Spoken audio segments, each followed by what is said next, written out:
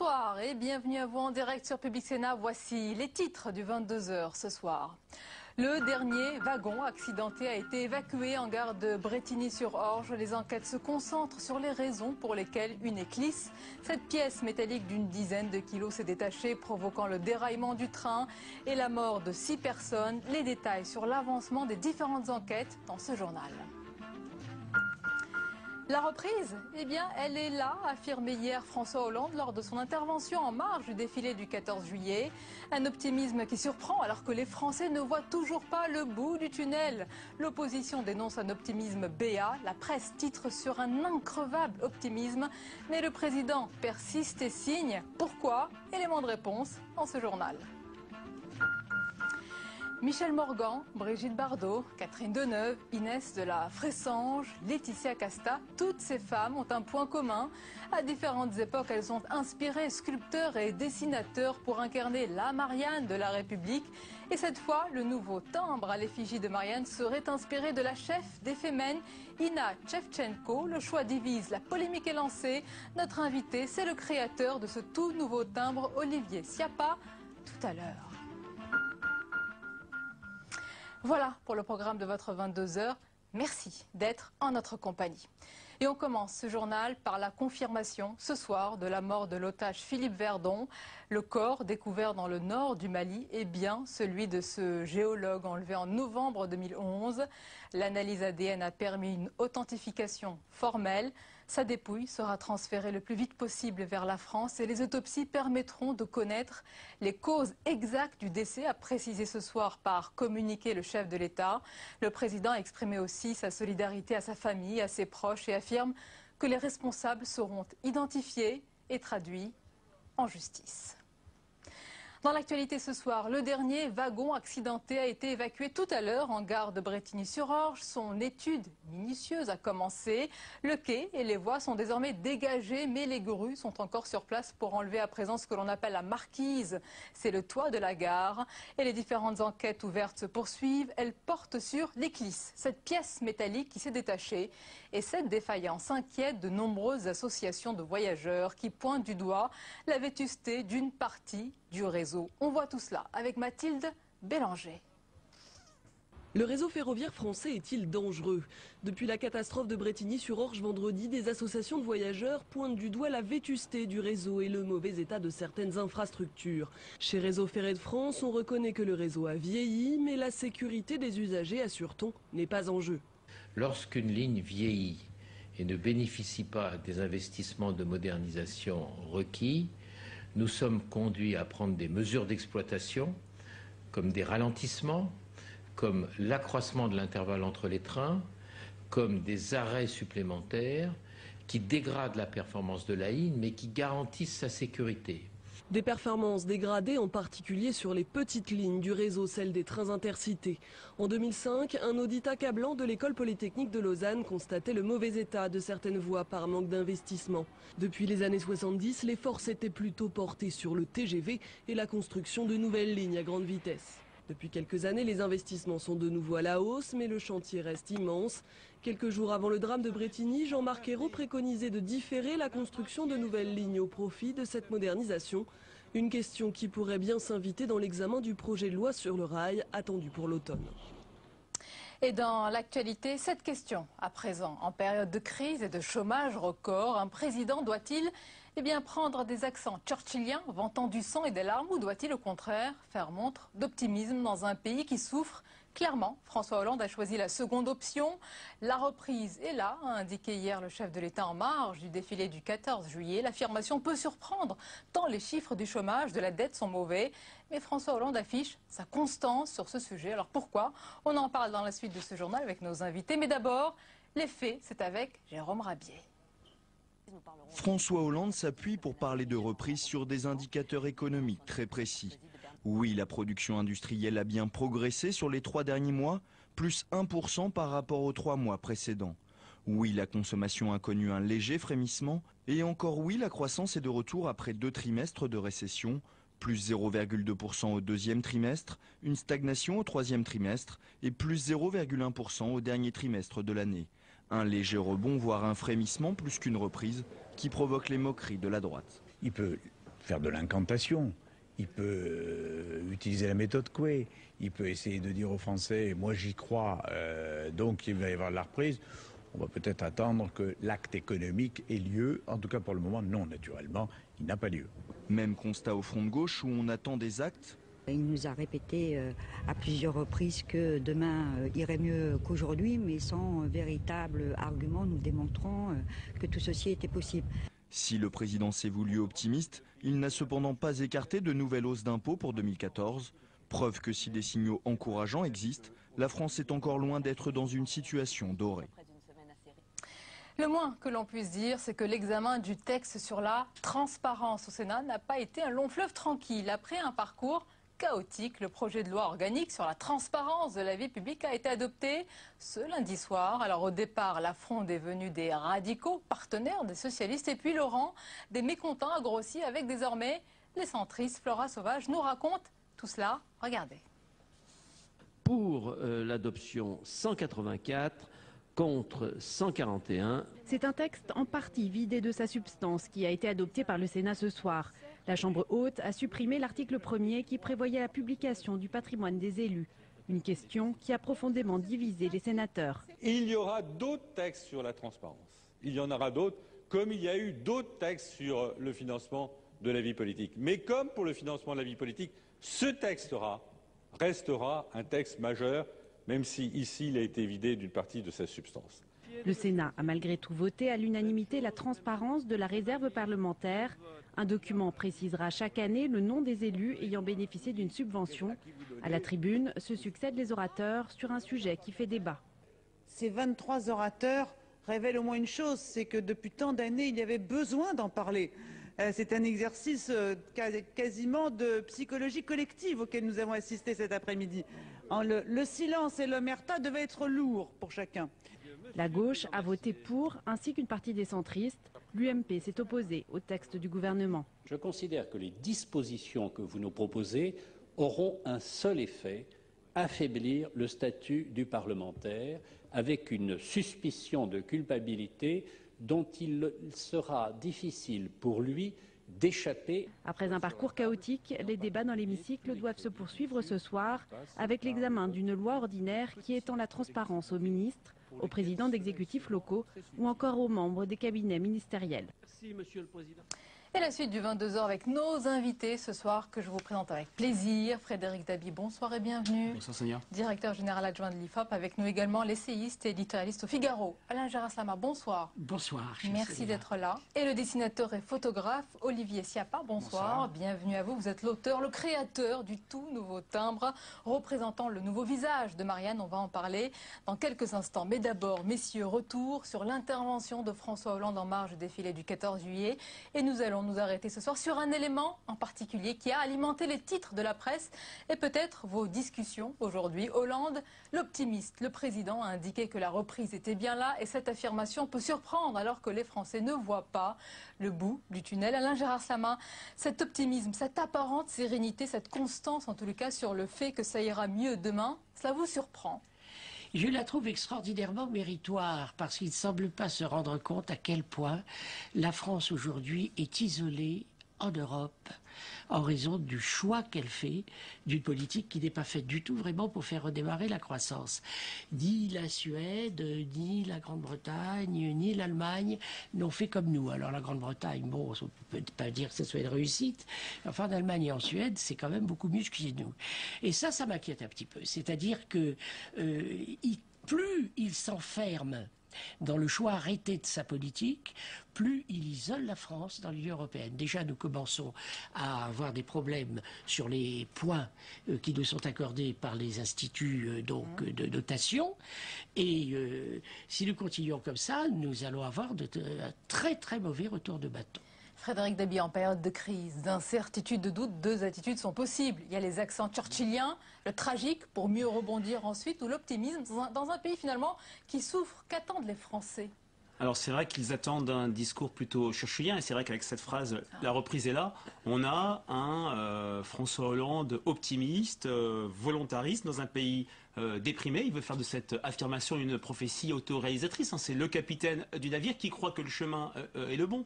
Mais c'est en vraie continuité avec ce que dit François Hollande depuis maintenant un an. On peut lui reconnaître sa constance. Il y a une vraie constance. Il annonce le 31 décembre 2012 l'inversion en fin d'année de la courbe du chômage. Notons qu'au mois de mai, pour la première fois, on a eu une stabilisation du chômage. Et on a un président qui prend un risque, mais le risque est encore plus fort d'être sur une sorte d'impuissance politique sur le mode on ne peut rien faire. Là, il dit, la reprise est là. Alors, des prédécesseurs célèbres, on avait parlé, le prédécesseur de Roosevelt, Hoover, avait dit la prospérité est au coin de la rue, ça ne s'était pas vu. Pierre Mauroy avait dit les indicateurs de l'économie française sont ouverts quelques mois avant une cinglante défaite de la gauche aux élections municipales. Mais c'est vrai qu'il prend un risque. Le risque, c'est clair, et Alain Gérard Slama l'a très bien dit, c'est que ça ne correspond pas au vécu des Français, au vécu des chefs d'entreprise, et ça peut alimenter un discours en termes de tromperie sur le mode. François Hollande ne dit pas la vérité. Et dans les enquêtes de l'IFOP, notamment celle de Paris Match la semaine dernière, on a vu cet indicateur, François Hollande dit la vérité aux Français, dégringoler extrêmement fortement. C'est clairement un pari. Mais en même temps, le président ne veut pas verser dans le discours pessimiste, décliniste. Il ne veut pas du chaos pour rebondir. En cela, peut-être que c'est adapté à notre période, à notre époque, Alain Gérard Slama. Oui, bien sûr, non, mais il est même relativement sincère. Il est relativement sincère quand il n'exclut pas d'augmenter les impôts en 2014. Vous savez, les Français voient surtout ça. Hein, et l'inquiétude pour eux de la baisse de leur niveau de vie, de la baisse de leurs revenus, pour les retraités aussi, c'est un problème immense qui apparaît avec évidence. Eh bien, quand ils aperçoivent la détérioration de leur situation personnelle, comment voulez-vous qu'ils participent du destin collectif? Olivier Schiappa, vous avez un avis, un regard sur cette bulle d'optimisme dans un pays? Selon les jours, j'ai l'impression que les deux peuvent avoir raison. Donc voilà. Un jour, il faut convoquer l'histoire et le tragique, et l'autre jour être optimiste. Ça peut être ça la bonne méthode. Je pense que l'avenir nous dira si c'était une bonne chose ou pas, ce discours. Mais en tout cas, je crois que personnellement, j'ai l'impression qu'on a vraiment besoin d'un petit peu d'optimisme. Ça faisait trop longtemps qu'on était sur quelque chose de tragique, de lourd, de noir, et je ne sais pas si c'est vrai ou pas, mais en tout cas, ça fait un peu de bien. Justement, vous parlez du tragique. Dans la crise, dans les crises, Alain Gérard Slama, François Hollande ne convoque pas l'histoire. Il se méfie, c'est toujours méfié du lyrisme, des grands mots, de la dramaturgie. Est-ce qu'on peut dire que c'est de l'anti-De Gaulle? Oui, c'est l'anti-De Gaulle, c'est l'anti-Mitterrand, mais c'est quelqu'un qui est en retard d'une étape sur l'histoire. C'est-à-dire qu'il est persuadé qu'il est l'homme qui aura mis d'abord la France sur les rails de la croissance, pardon pour ma métaphore des rails, j'ai pas fait exprès. Et d'un autre côté, il pense aussi qu'il va transformer le socialisme à la française en une social-démocratie. Alors que nos pays voisins sont déjà au-delà de la social-démocratie, ils sont dans le modèle Renan, etc. C'est-à-dire que nous courons, une fois encore, nous faisons une guerre de retard. Et nous courons encore, là, avec un modèle de retard. C'est ce que je pense. Évidemment, le rendez-vous que je prends avec l'histoire est plus pessimiste que le sien. Frédéric Dabi, pour conclure sur ce sujet, finalement, optimisme ou dramaturgie ou tragique, ce que veulent les Français, c'est la vérité, c'est le discours de vérité, quel que soit le président. Oui, vous avez raison, Sonia, mais c'est d'abord des résultats sur les questions qui les intéressent le plus, les questions économiques et sociales. C'est comme ça que je me permets de dire que François Hollande n'a peut-être pas le choix. Il n'a pas tenu ce discours churchillien au début de mandat, un discours de sang, de sueur et de larmes, mais on oublie toujours de dire que dans le discours churchillien, il y avait une petite lucarne, il y avait un espoir qui était de battre l'Allemagne pendant la Seconde Guerre mondiale. Là, François Hollande a, je dirais, brûlé ses vaisseaux. Il est sur une posture ultra volontariste. Il croit à l'inversion du chômage en fin d'année. Il croit que la reprise est là parce qu'il croit au cycle économique après 5 années terribles. Vont peut-être venir des années un peu meilleures. En tout cas, il n'a pas le choix puisqu'il est dans un effet de tenaille politique, puisque d'un côté, sa seule arme, c'est la résilience. C'est la résilience, c'est le volontarisme, et c'est espérer cette croissance. Et je ne suis pas économiste, mais il y a quelques signes objectifs du fait que les choses semblent un peu s'améliorer. Il n'a pas le choix que d'essayer de les provoquer par cette prophétie auto-réalisatrice. En tout cas, il y a ce paradoxe, si je peux me permettre, c'est que il parvient encore moins bien que son prédécesseur à maîtriser la résistance des syndicats. Car c'est quand même un problème, si vous voulez. Si on veut arriver à réduire les dépenses, il faut quand même avoir le concours des mouvements sociaux et des forces sociales du pays. Pour quelqu'un qui mise sur le dialogue social pour de nombreux projets de loi, vous voyez bien que c'est très réduit, puisque en fait, il réduit les dépenses, c'est vrai, mais d'un autre côté, il augmente les impôts. C'est pas la bonne politique, c'est pas celle de la la Suède, c'était pas celle de l'Allemagne, c'est pas celle du Canada. C'est pas comme ça que vous allez retrouver le chemin de la croissance. Eh bien, nous verrons avec le temps et l'histoire. Voilà. Autre sujet, autre actualité, messieurs, Michel Morgan, Brigitte Bardot, Catherine Deneuve, Inès de la Fressange, Laetitia Casta, toutes ces femmes ont un point commun, bien sûr, vous le savez, à différentes époques. Elles ont inspiré sculpteurs et dessinateurs pour incarner la Marianne de la République. Et cette fois, le nouveau timbre à l'effigie de Marianne serait inspiré de la chef des Femen, Ina Shevchenko. Le choix divise, la polémique est déjà lancée. Mais d'abord, on va parler sur ce processus de sélection, de choix avec Olivier Schiappa. Quand on vous a demandé de créer finalement cette Marianne, ce timbre, c'est quand même un travail particulier. Est-ce qu'on pense qu'on le fait pour la République? C'est le visage, l'incarnation de la République. On a ça en tête? Oui, c'est moi ça fait un peu plus de 2 ans que je fais des timbres. Mon obsession vraiment depuis le début, c'était la Marianne. C'était je suis dans une période où j'ai besoin absolument d'essayer de défendre mes valeurs de liberté, égalité, fraternité. Donc je voulais absolument faire ce concours de la Marianne qui est réservé à tous les dessinateurs de la Poste. Donc voilà, donc on l'a fait, j'ai mis énormément d'énergie là-dedans je me suis arraché la tête avec toutes les idées. Il y avait beaucoup de pistes, des fausses pistes que vous avez... C'est pas des fausses pistes, c'est qu'on essaye. J'ai essayé des choses qui ne marchaient pas du tout. Par exemple, le fait de vouloir au début, je voulais une Marianne en fait qui était issue un vrai mélange de plusieurs origines. Je voulais de l'Afrique noire, je voulais de l'Asie, je voulais de l'Europe, et en fait ça donnait un mélange pas très beau, un petit peu ridicule parce que je prenais certaines parties du visage. Après j'ai eu envie, parce que mes valeurs par rapport à la foi au Pax et au mariage pour tous, je voulais qu'elle ait des traits de Roselyne Bachelot et de Christiane Taubira, et ça marchait pas parce que j'arrivais pas à leur trouver des points communs. Donc j'essayais, voilà, c'était un peu ridicule. Donc finalement, j'ai trouvé que quand elles étaient au Parlement, quand elles étaient dans de grands monologues, elles avaient une espèce de geste hyper gracieux toutes les deux avec la main, et c'est ce geste en fait qui est reproduit là. Donc il y a plein d'idées. Après, je voulais qu'au niveau artistique, donc il y a un peu la main, il y a vraiment ce côté Renaissance. Il y a le côté manga, Japon, années 80, parce que je voulais vraiment que la jeunesse soit intemporelle.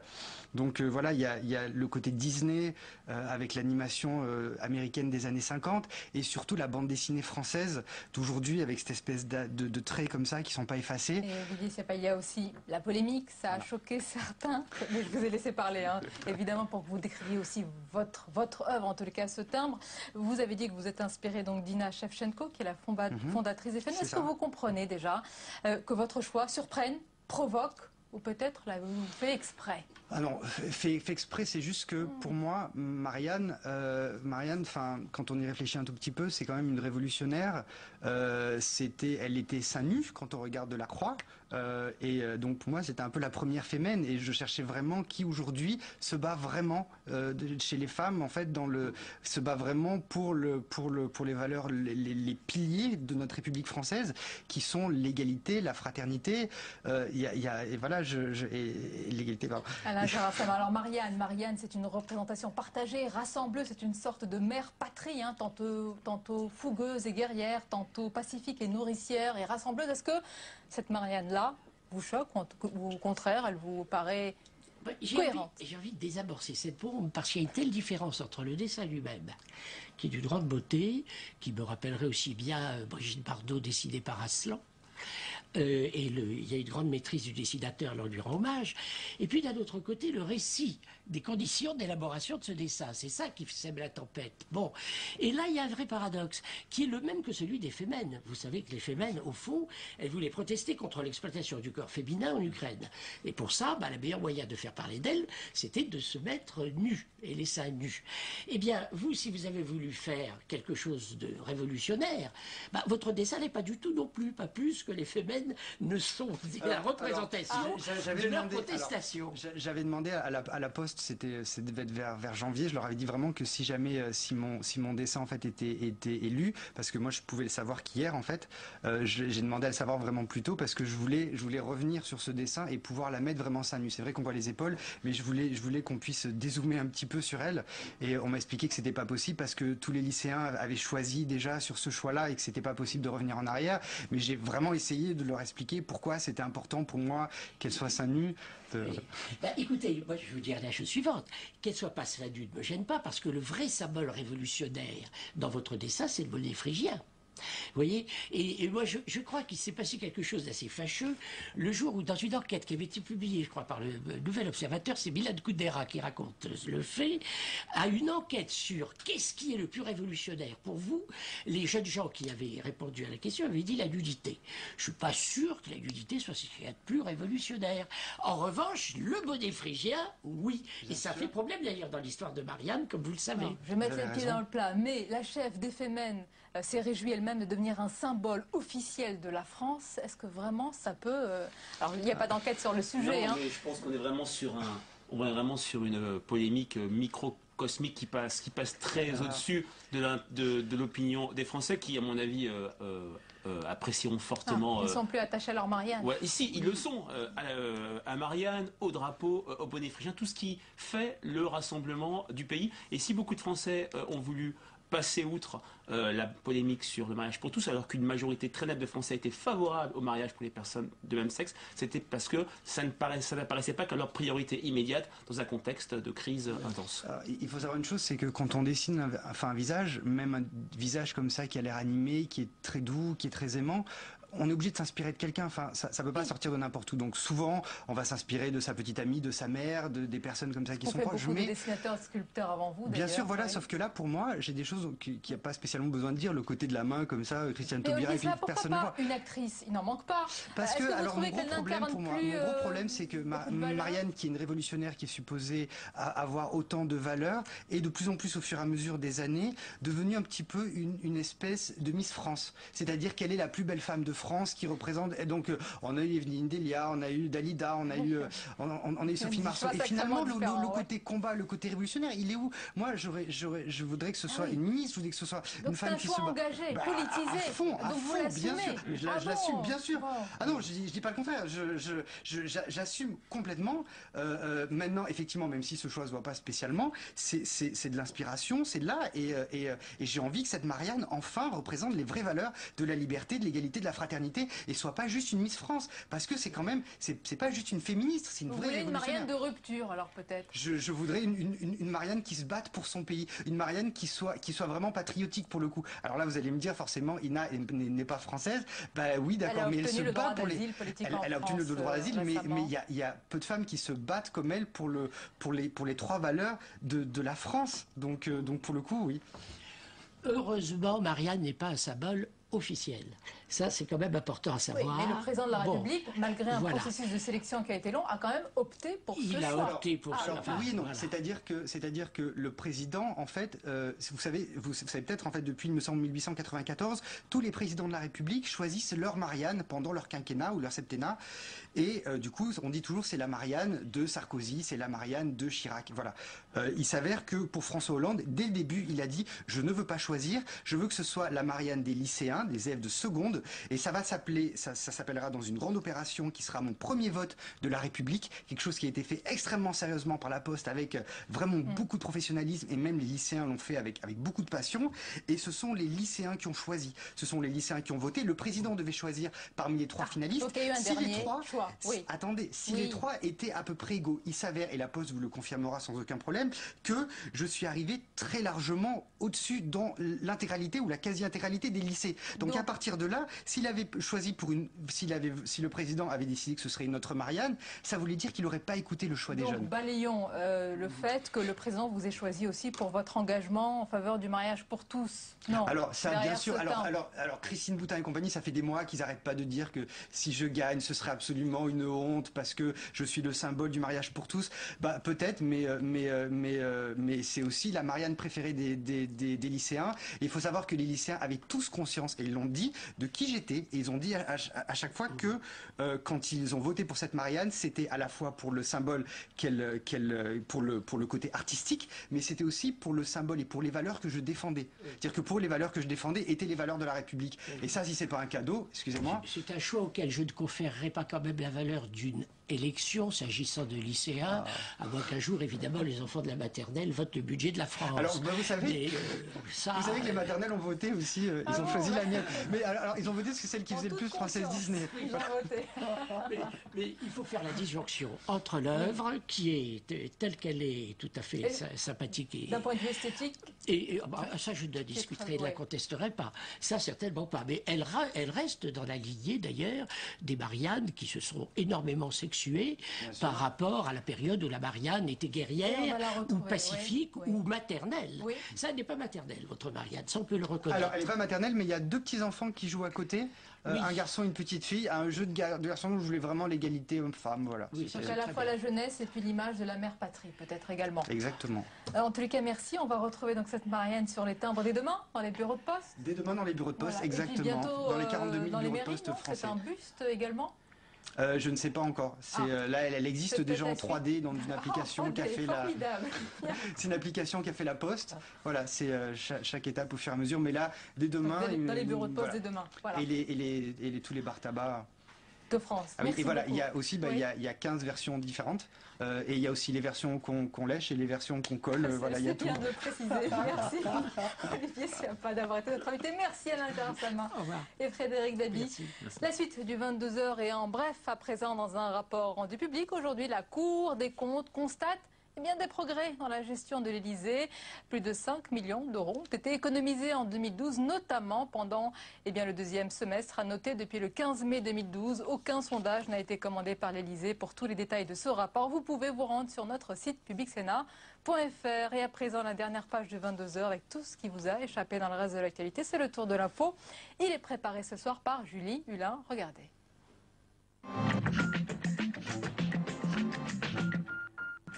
Ils se sont introduits dans la centrale nucléaire à l'aube et sont montés sur les infrastructures entourant les réacteurs pour y déployer 2 banderoles. Une opération coup de poing menée par 29 militants de Greenpeace. Aucune faille de sécurité selon la directrice de la centrale. Dès leur entrée, ces personnes, comme je le dis, qui se revendiquent de Greenpeace, ont été détectées par notre système et nos dispositifs de sécurité et leur cheminement a été suivi en permanence sur le site. Les 29 militants de Greenpeace ont été interpellés et placés en garde à vue. Le gouvernement dit étudier la possibilité de sanctionner plus lourdement ce type d'action. En novembre, 2 militants avaient écopé de 4 mois avec sursis pour s'être introduits dans une centrale fin 2011. San Francisco, Chicago, Washington, New York, des dizaines de manifestations à travers tous les États-Unis. En cause, l'acquittement de George Zimmerman pour le meurtre d'un jeune noir en Floride. Le procès, retransmis pendant 3 semaines en continu à la télévision, a été marqué par une polémique sur le racisme qui a enflammé les États-Unis. Ce verdict rend très clair le fait qu'il est désormais possible pour quiconque de tirer sur un jeune de couleur et de le tuer. Et malgré cela de s'en sortir, de rentrer chez soi, vivre sa vie. En Floride, la loi autorise un individu qui se sent menacé à se défendre et à tirer. Dimanche, George Zimmerman a été acquitté, les jurés concluant à la légitime défense. Une pétition demandant une révision du procès a recueilli plus de 75 000 signatures en moins de 24 heures. Peut-on courir vite sans se doper? On peut en douter. À un mois des championnats du monde de Moscou, les sprinteurs Asafa Powell et Tyson Gay ont été contrôlés positifs. J'ai fait confiance à quelqu'un et il m'a trompé, a confié Tyson Gay. Sur les 10 meilleurs performeurs de l'histoire du 100 mètres en athlétisme, seuls 3 n'ont jamais été suspendus pour dopage. De son côté, Christopher Froome, impressionnant de facilité lors de l'ascension du Mont Ventoux, dément les accusations. Je sais que tous mes résultats sont le fruit de ma détermination.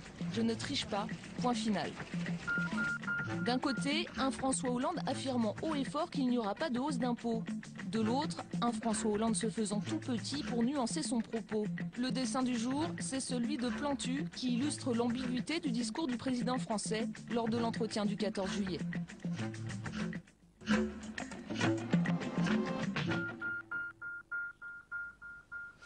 Et on arrive à la fin de ce journal. Merci de nous avoir suivis. Merci plus généralement de votre fidélité. Restez avec nous, avec votre soirée documentaire. Belle et douce nuit. À demain, avec plaisir, bien sûr.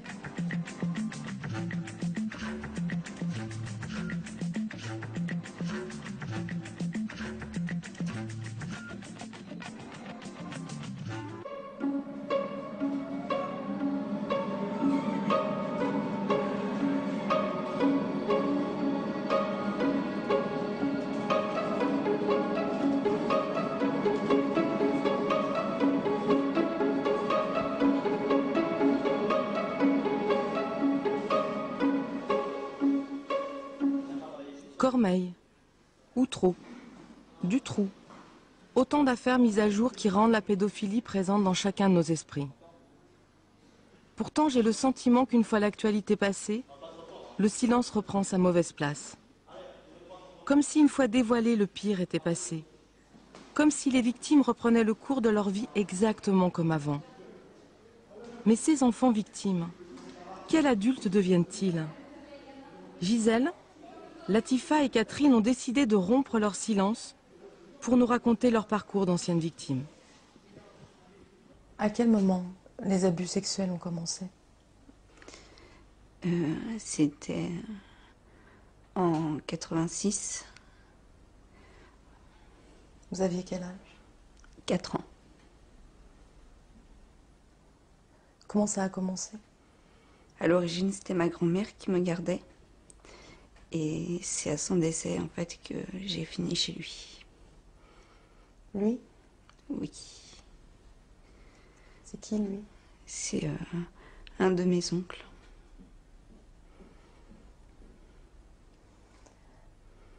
Et ça se passait...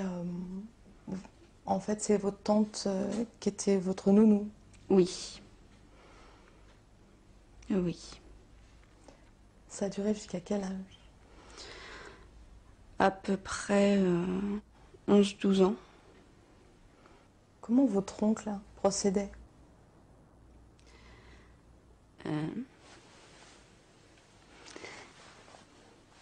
C'était tout simplement en sortant des toilettes. Il me disait qu'il voulait juste vérifier que j'étais bien essuyée. Et que c'était normal pour un tonton de vérifier que sa nièce s'essuyait bien en sortant des toilettes. Et lorsqu'on est une petite fille, est-ce qu'on trouve ça normal? Et quelque part, non. Inconsciemment, je savais que c'était pas normal. Mais comme il me le disait, j'avais aucune raison de ne pas le croire. Et vous avez passé ça sous silence? Vous vous êtes tue? Oui. Et même quand je me suis vraiment rendu compte que c'était pas normal ce qu'il me faisait, j'ai rien dit à personne. Et votre tante? Ma tante, elle savait tout. Elle disait rien. Elle laissait faire. Vous en voulez à votre tante? Beaucoup.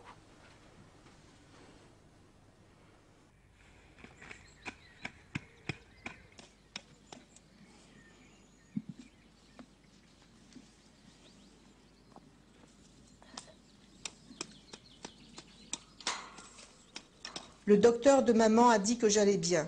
Ce n'est pas vrai, je vais mal. C'est depuis que tonton Jean me donne des leçons.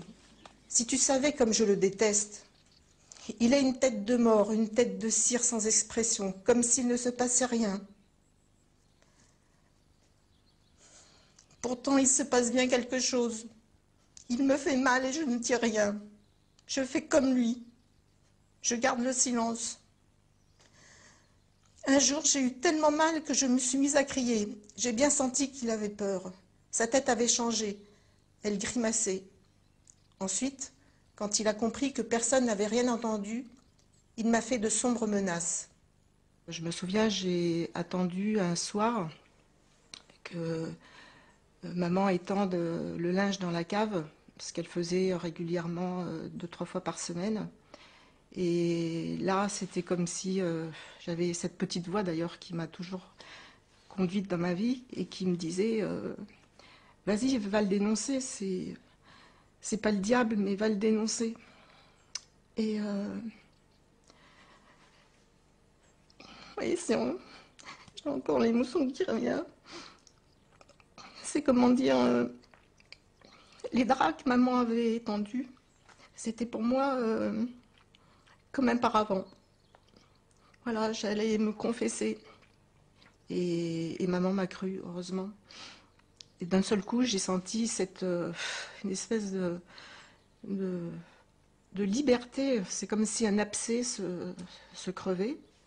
Et là, maman vraiment me croyait. mais mon père ne m'a pas cru. Il a dit que c'était pas possible que son oncle fasse ça, que c'était sûrement des histoires de gosses. Et on m'a demandé de me remettre en situation. Donc mon père m'a dit qu'il serait à côté, dans le bureau d'à côté, parce que ça se passait dans les bureaux où mon père avait son entreprise. Et là, il m'a dit, tu lui demanderas pourquoi il te fait ça. Et je me souviens, quand ça a recommencé, je lui ai dit, mais pourquoi tu me fais ça? Mais il m'avait dit, tu le diras fort pour qu'on t'entende. Donc j'ai dit fort, pourquoi tu me fais ça? Et là, il m'a dit, c'est pour te faire plaisir. Voilà. Ben là, donc, ils ont compris que je disais la vérité. Et mon père a jugé bon, en son âme et conscience, de m'éloigner de son oncle. Et donc, j'ai été mise en pension. J'ai vécu ça comme une telle injustice que finalement, moi, je sois mise en pension alors que je venais de dire la vérité et que mon agresseur reste encore avec mes parents, que je pense aujourd'hui que j'ai voulu enfouir cette injustice en moi.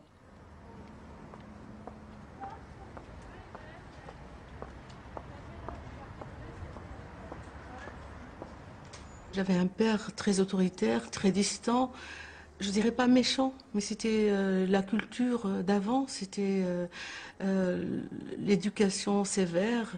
Et c'est vrai qu'il était très, très dur avec nous et pas du tout affectif. Et cet homme-là, l'employé de mon père, a bien compris cette carence.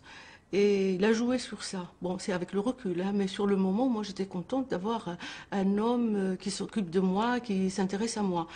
Et cet homme, ce jour-là, c'était pas un jour de travail. Il était à la maison pour se préparer à la mosquée.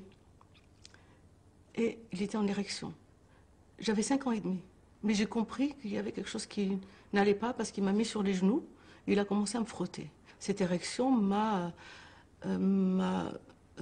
tellement choquée, alors que personne ne m'avait dit. C'est pour ça que c'est important de savoir aussi qu'il n'y a pas que les paroles ou les mises en garde. Il y a aussi l'enfant, hein, qui comprend la différence entre les gestes sains et malsains. Et moi, je l'ai compris sans qu'on me le dise. Mais à partir de ce moment-là, lui, il a compris aussi qu'il pouvait faire ce qu'il voulait avec les menaces, parce que ses yeux ont suffi pour qu'il fasse de moi ce qu'il voulait. Vous étiez sous son emprise, vous aviez peur? J'étais sous l'emprise de ses menaces, pas sous son emprise à lui. Alors ces menaces, c'est les menaces peut-être non fondées, mais pour une petite fille, c'était quelque chose de vrai, de réel, et puis surtout de grave, parce qu'il me mettait... S'il s'agissait que de moi, par exemple, si tu parles, je te tue, je pense que j'aurais pas eu autant peur. Mais si tu parles, ton père me tue et ta mère se retrouve dans la rue en train de maudire avec ses frères et sœurs, ça c'était fort pour moi. D'autant plus que, avec le temps, il m'emmenait, à 6 ans, à 7 ans, il m'emmenait dans des quartiers où il y avait des mendiants, hein, avec toute la famille. Et il me disait, ben voilà, ta maman va se retrouver comme ça. Et vous serez derrière. Et surtout, tu porteras la responsabilité. C'est à cause de toi. Et il utilisait les mots d'enfant pour que je comprenne. Est-ce que sa perversité lui donnait quand même le moyen d'avoir un double visage? Il affichait que le côté crédible, hein. Il était même sur un piédestal, puisque le vendredi, il mettait sa djellaba, il mettait sa petite chemise blanche et tout, et il parlait que du Coran, et il faisait même la morale à ses collègues, il faisait la morale aux amis, et puis il avait surtout accès libre. Donc vous voyez que cette image-là, il a réussi quand même à l'imposer à tout le monde, y compris à mon père, qui était un homme très dur, autoritaire, chasseur. Il chassait avec des gens qui allaient à la montagne pour chasser le gibier. Et il ne s'est pas rendu compte qu'un chasseur travaillait chez lui. Un chasseur? Oui. Parce que le gibier, c'était moi, c'était la fille de mon père. Au mois de décembre 2001, dans le café du petit village de Cormeilles en Normandie, Jean-Yves Sandret, qui est écrivain, entend pour la première fois une simple rumeur qui deviendra au fil du temps l'affaire Cormeilles. Manifestement, une rumeur courait. Moi, pendant toutes les années que j'avais vécu là, je n'en avais jamais eu le moindre écho.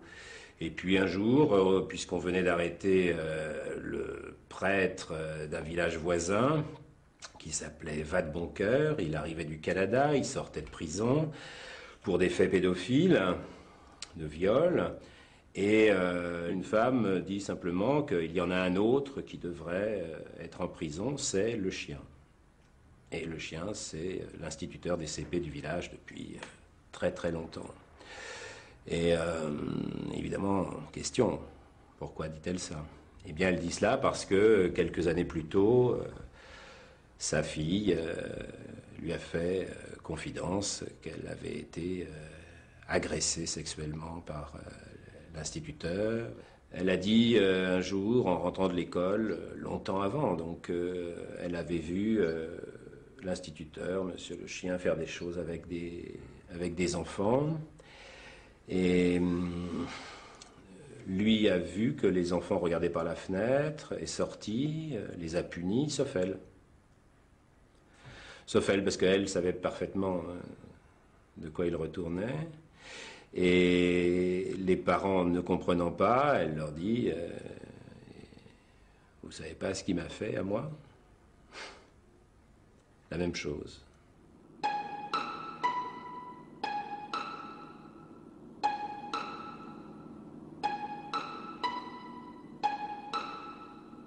Alors, ce que j'apprends simplement, c'est que la mère a informé de ci, de là, des voisins, des parents éloignés, ne mets pas ton gosse chez le chien, faites attention, changez-le d'école si vous pouvez, mettez-le à l'école privée, oui mais à l'école privée il les fouette, alors il est bien mieux là.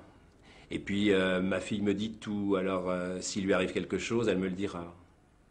Vous voyez le paradoxe? S'il arrive quelque chose, elle me le dira.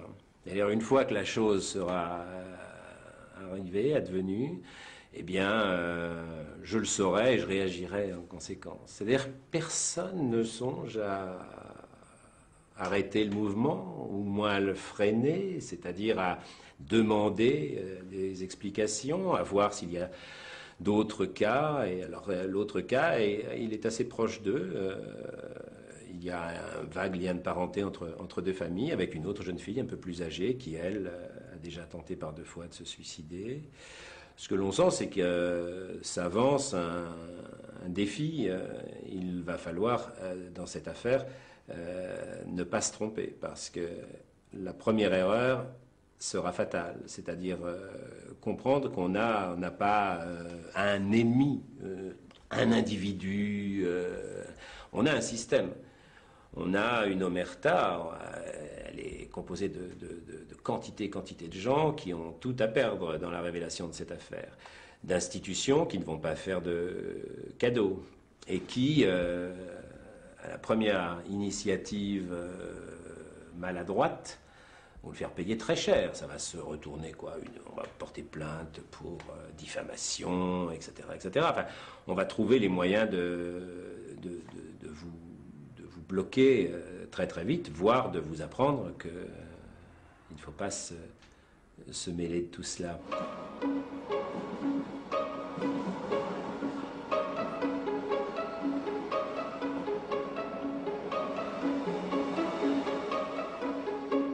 La nuit, j'étais terrorisée à l'idée que quelqu'un puisse rentrer dans ma chambre et me faire du mal. Donc en fait, souvent, je dormais, j'avais un tout petit matelas que je mettais sous mon lit. Et en fait, je dormais sous mon lit. Et je faisais rentrer mon chien dans la chambre et puis lui dormait sur mon lit. Donc voilà. Comme ça, au moins, je me disais que si quelqu'un rentrait dans ma chambre pour m'agresser, il ne me trouverait pas finalement. Là, vos parents ne voient pas le souci? Non. Mon père prenait plutôt ça comme un jeu. C'était le matin, il fallait trouver Gisèle. Voilà. Je pense pas qu'il se soit vraiment rendu compte que c'était pas pour jouer, mais que c'était vraiment parce que j'avais peur. En même temps, je disais rien et je montrais rien non plus. Et à l'école primaire, vous m'avez dit que ça se passait pas dans les nombreux symptômes qu'avec les autres, les enfants, ça se passait pas très bien non plus. Non, pas vraiment. Ils avaient inventé un jeu à la récréation. C'était taper Gisèle jusqu'à ce qu'elle pleure. Et à la réflexion, est-ce que vous savez pourquoi vous étiez le souffre-douleur? Je pense que par rapport à ce que je vivais, j'étais conditionnée à ça, à être utilisée. Des fois, je voulais rentrer chez moi et en fait, il me demandait de rester. Et pour que je reste, il me faisait des cadeaux et il me donnait de l'argent. Donc, avec le recul, je me suis dit que finalement, je m'étais vendue. Je regrettais un peu d'avoir dit la vérité, puisque finalement, moi, je me sentais punie, on va dire ça comme ça, hein, d'être en pension. J'avais honte aussi d'avoir dévoilé aussi mon histoire. C'est aussi, je pense, pour ça que j'ai mis après peut-être 40 ans avant de pouvoir en parler. Et d'ailleurs, là, pour moi, c'est à la fois, bien sûr, ça m'angoisse là d'être filmée, mais c'est aussi une grande libération, parce que avec tout ça, pendant 40 ans, ça détruit quand même un être. Par exemple, je suis devenue, comme je vous l'ai dit tout à l'heure, perfectionniste, mais j'ai aussi, on peut appeler un TOC. Enfin, aujourd'hui, je le décris comme un TOC, c'est que j'ai tout le temps besoin de me justifier. Tout le temps, tout le temps, tout le temps. J'ai peur d'être, qu'on ne me croie pas, que je sois en faute. Et d'ailleurs, dans mon travail, ça a été à la fois un moyen de me sauver, puisque j'avais toujours peur de ça, donc je gardais en copie tous les dossiers, j'informais par mail, etc., les personnes. Mais ça, pour moi, ça a été toute ma vie, ça a été l'enfer de ce TOC, d'être tout le temps obligée de me justifier pour qu'on me croie, quoi.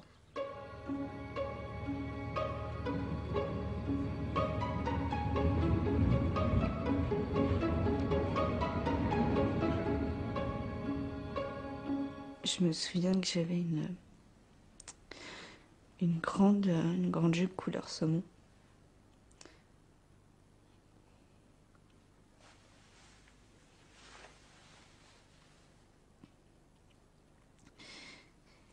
Il avait passé la main sous ma jupe et il l'avait mise dans ma culotte. Et je sais pas pourquoi, mais à ce moment-là, je me suis dit, c'est pas normal. C'est pas normal.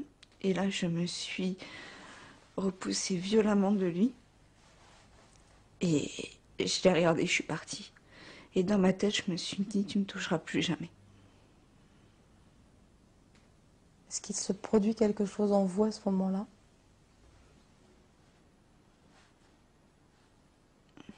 En fait, c'était surtout la fin de l'innocence. Voilà, c'était...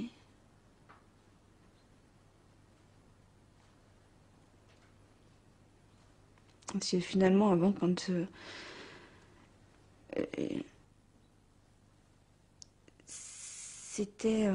C'était inconscient, c'est-à-dire que quelque part, je me rendais bien compte qu'il y avait quelque chose qui se passait qui n'était pas normal, mais je ne le voyais pas tellement. Donc j'arrivais quand même plus facilement à vivre avec. Et justement, cette période de réveil, est-ce que les symptômes perdurent et même s'intensifient? Oui. Alors, je me suis cachée déjà sous des affaires larges, parce que je voulais disparaître. Je voulais pas qu'on me remarque. Et j'ai eu une période en fait où je suis passée de souffre-douleur à petit caïd. C'est-à-dire que j'ai reporté toute ma colère sur mon entourage au collège. Donc là, si on me bousculait, je frappais. Si on me regardait de travers, je frappais. Et voilà, c'était vraiment, et voilà, c'est cette colère à ce moment-là qui a explosé. Je commençais à prendre des formes, pas totalement féminines, mais dans l'esprit, je grandissais. Et puis j'ai remarqué dans son regard une attirance envers les enfants, les petites filles particulièrement, de 6 ans, de 7 ans. Et j'ai tout de suite percuté. J'ai dit, il n'y a pas que moi qui l'attire, il y a d'autres petites filles. J'ai remarqué lorsque il m'emmenait avec lui, il tournait la tête, il suivait du regard les petites filles. Alors pas n'importe quelle petite fille, il y avait probablement un profil type que je ne pouvais pas déceler moi. Et là j'ai compris qu'il pourrait être dangereux pour d'autres. Mais pareil, je n'ai jamais pu parler parce que j'étais toujours sous la menace. La seule chose que j'ai commencé à faire, c'est que je commençais à me rebeller. Je voyais que je pouvais me défendre de temps en temps. Alors il essayait d'utiliser l'autorité. Alors ça marchait de temps en temps parce que j'avais toujours peur que mon père apprenne la nouvelle et qu'il le tue. Et ce qui m'a sauvée, vraiment, c'est les préparatifs du déménagement. C'est-à-dire? Donc on partait du Maroc vers l'Algérie. Et ça, c'était pour moi la délivrance. Vous aviez quel âge? J'avais 14 ans. Mais je n'ai jamais accepté les gestes. Et je n'ai jamais accepté, justement, ces propos, et tu vas avoir du plaisir, mais laisse-toi faire. Et tout. Je pense aussi que c'est la volonté, parce que je rêvais toujours, quand j'ai vu qu'il a commencé à regarder les petites filles, je rêvais d'être la protectrice, l'ange des petites filles. Et à l'époque, je croyais qu'il y avait que les petites filles qui étaient concernées par les abus sexuels. Lorsque je l'ai vu regarder, ça, c'est vrai que ça m'avait marqué. Et je me disais, moi, je grandis, je vais partir en Algérie, mais qu'est-ce qu'elles vont devenir les filles de son environnement? Alors dis-moi, tu sais qu'aujourd'hui, c'est le jour J. Hein? Et tu sais ce que ça représente? Oui. Hein? Les enjeux. Bonjour. Bonjour. Alors je suis venue, je suis présidente d'une association qui s'appelle Ange Bleu et qui assiste au préalable les victimes d'abus sexuels et c'en est une, donc je voudrais vous la confier, voilà. Je vais prendre sa pièce d'identité Oui, et je vais appeler la brigade. Vous Et pouvez si le elle a faire besoin, il y a un soutien psychologique c'est au sein de génial. notre commissariat également géré par des femmes. Ça c'est très bien, c'est Si très elle a bien. besoin, elle peut nous le dire et puis... Vous pouvez lui expliquer tout ça Bien après? sûr, il n'y a aucun problème.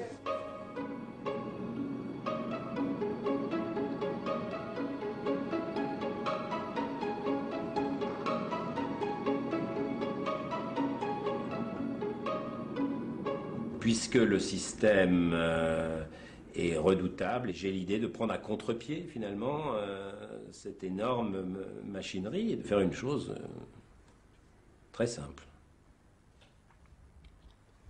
Et donc en fin de compte, le lendemain matin, je me suis garé face à l'école et j'attends l'arrivée de Marcel le Chien dans sa 205 Sacré Numéro, une série spéciale. Et il arrive 5 minutes avant l'heure de faire classe, et je le connais, donc je vais à lui et je lui dis que j'ai une information à lui transmettre qui réclame un peu de discrétion. Ma voiture étant là, je le prie de monter et voilà, une fois qu'il est monté, je laisse un peu le silence s'installer et pour lui faire comprendre que l'atmosphère est étrange, et je lui dis que c'est terminé pour lui, qu'il n'ira plus dans cette classe, que les petits garçons, les petites filles, c'est terminé, qu'il va se tenir tranquille et que nous allons tous les deux, une fois que le flot des enfants aura disparu dans la cour de récréation, nous allons rejoindre la gendarmerie ensemble. Il n'a rien dit, il a commencé à bredouiller, puis s'est arrêté. Et puis quand on a commencé à rouler, il m'a demandé si ses parents étaient au courant.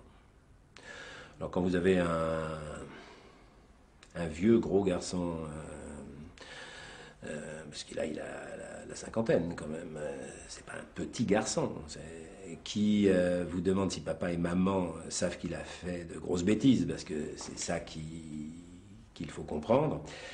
Ça vous fait passer un frisson très très particulier sur l'échine.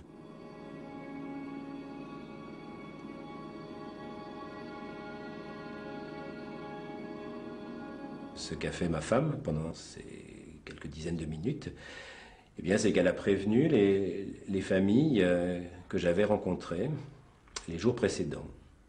Et elle leur dit simplement, voilà, vous n'avez pas voulu tenter quoi que ce soit depuis 9 ans, depuis 5 ans. Mais là, Jean-Yves est dans la gendarmerie avec lui. Alors si vous en avez toujours le désir, c'est peut-être le moment. Et de fait, des familles se transportent à la gendarmerie. Et puis on apprend que certains ont fait des démarches auprès de l'école, que la directrice a été alertée des faits, que l'éducation nationale, dans sa hiérarchie, a été alertée, que l'inspecteur de circonscription est venu soi-disant faire une enquête, et que, vu les témoignages de plusieurs enfants qui se plaignaient des agressions sexuelles de Monsieur le Chien, les a fait voir par une psychologue qui se trouvait, par un hasard tout à fait fortuit, être sa femme, qui a déclaré que ces enfants étaient dans le fantasme. Et donc les parents renvoyaient eux-mêmes, les enfants à leur fantasme sexuel sur leur instituteur, et les affaires devaient en rester là. Et les années sont passées. Et ça a continué.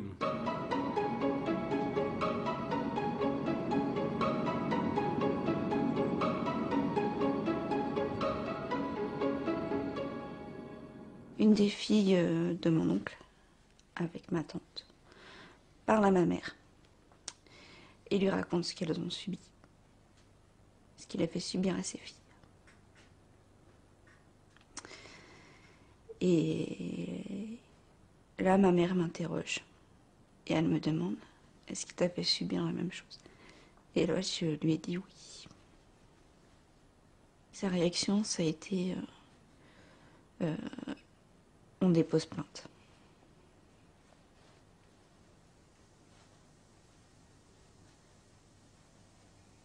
Vous avez quel âge? Je dois avoir 12 ans.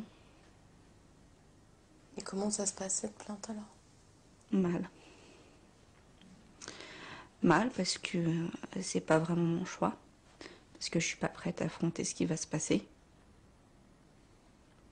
Donc, je me retrouve face à mes inspecteurs qui me posent des questions. Et les questions, ça tourne à...